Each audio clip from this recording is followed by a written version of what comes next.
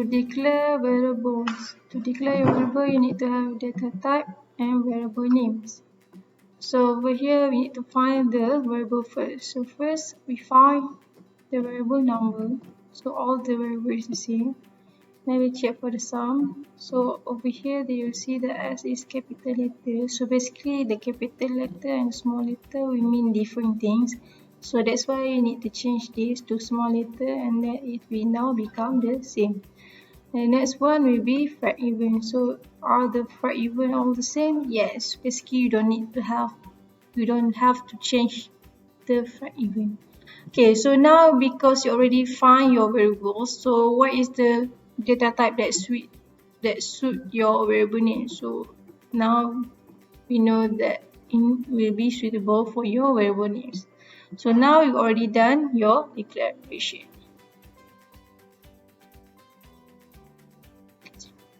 Okay, so over here to assign your variable, you need to have variable name, and then you need to have the equal sign, and then you need to have the value.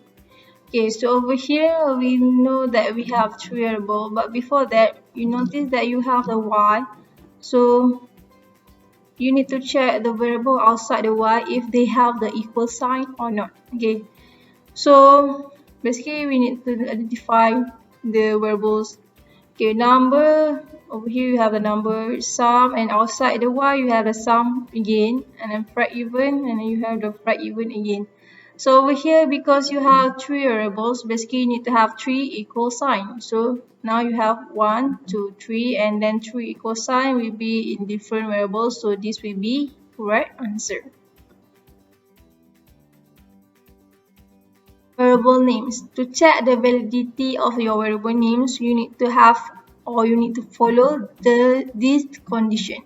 Okay, so first, you do not contain space, do not contain special character, will not start with number, and can be combination of letters and number, and cannot use reserved word.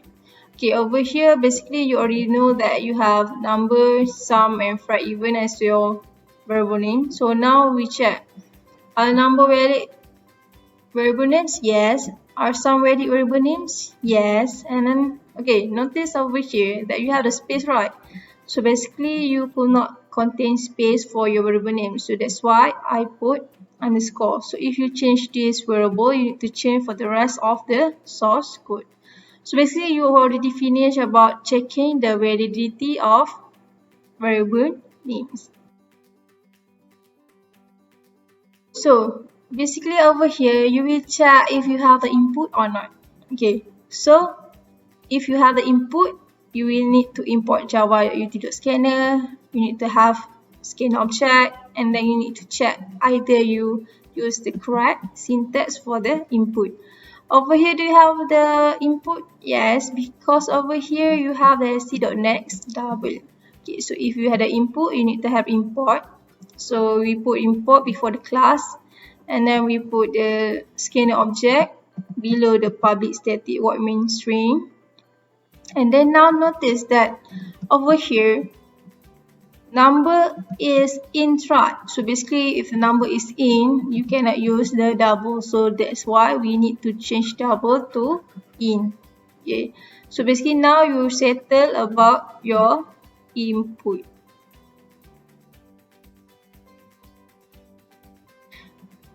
Operator. Basically, you have three types of operator, which is logical, arithmetic, and relational. Okay, so over here we'll see basically logical, arithmetic, or relational. It will consist inside the parentheses. Okay, so this is parentheses. So over here we have basically you have 1, 2, 3 parentheses. Okay, so basically inside here will be your over here this sign will be relational operator. Okay, the next one will be for the arithmetic. Usually arithmetic will be inside the process or also in the parentheses. Okay, so basically you have 3 symbol, which is 2 symbol only, plus and for the arithmetic. Basically over here you don't have the logical symbol. Okay, note that this was not equal, right? So basically you don't have the not equal like that. So you need to change not equal to this. And then the equal sign, you need to change to this. Okay, like this. And then the plus symbol you don't have to change. So basically the mode symbol is equivalent to the percentage symbol. So that's why you need to change this. Okay, so basically this will be the final that you change for your operator symbols. Curly bracket. Basically, curly bracket you will have the class, main method, while, and also the if. Okay, so before we determine the curly bracket, you will need to group the class first. Okay, so first when you group this, outside the box you will have open curly bracket and also you will have close curly bracket. And now you will group for the main method, and outside that you need to have open curly bracket over here and close curly bracket over here. Notice that over here you put the semicolon, so that's why you need to change this to open curly bracket. The next one we check or we group the while statement, and then over here you will have open curly bracket, and over here we need to have close curly bracket like this. And over here basically you have two if, so that's why you need to put two group for the if. Okay, so over here you have one line of statement for the if, right? Basically it is optional to put the open and close curly bracket. However, I suggest to you to put the open and close curly bracket like this. And then over here basically you have two line of statement, so it is compulsory to put open and close curly bracket. So open and close curly bracket will be over here. Notice this, you put the semicolon, so basically you need to change this to open curly bracket like this. So basically this will be your final check for the curly bracket. Semicolon.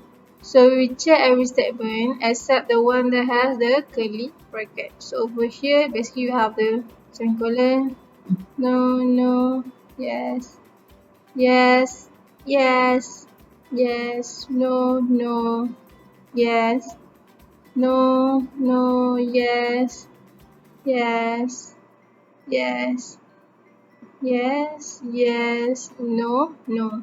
Okay, notice that you have 4 blank, so just fill in with the semicolon. So basically this will be your final source code. They are free from syntax error.